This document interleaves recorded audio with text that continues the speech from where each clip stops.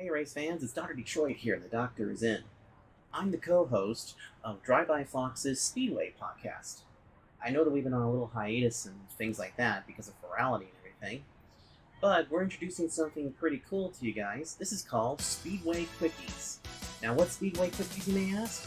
Well, it's basically shorter episodes where I get to tell you folks a little bit about different parts and pieces that we talk about in each of the podcasts, or stuff that we have mentioned about the cars in the past, but also give you a little look at the different lingo and things that we say.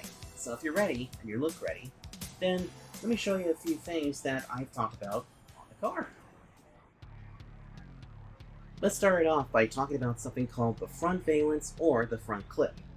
As you can see here on this car, we actually got Jimmy Johnson's car out here. This black portion right here is actually what the front clip is. Now every time we go to a different speedway back in the day, each car ran a specific clip for that particular track. Which all it really was basically a bolt-on front bumper piece that would basically help you on different racetracks, such as the 1.5 miles, which we're at one right now, but also there would be different ones for different speedways.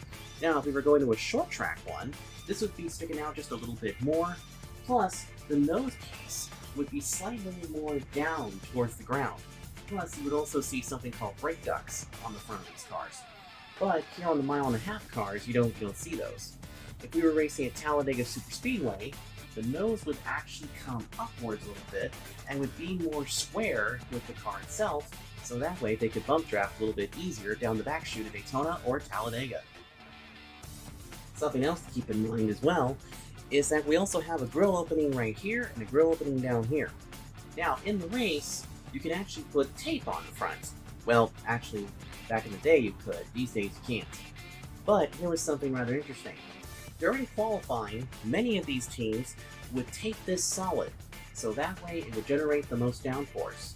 However, one small problem to taping up the entire grill. If you taped up the entire grill, you could probably last for about 2 to 4 laps before your engine would kaboom.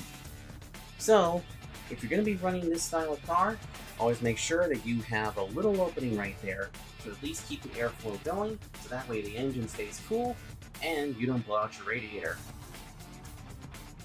Now, underneath every single car that actually is in the race is something called a jacking bolt. Now, the jacking bolt is actually a very important piece of the car, because that actually tells the jackman where to jack up the car when they come to pit road to change tires. While we're also down here too, these are called side skirts. The side skirts back in the day actually helped with the aero of the car. And as you can see, this one here also curves a little bit this way. So that way, you actually got a little bit more downforce.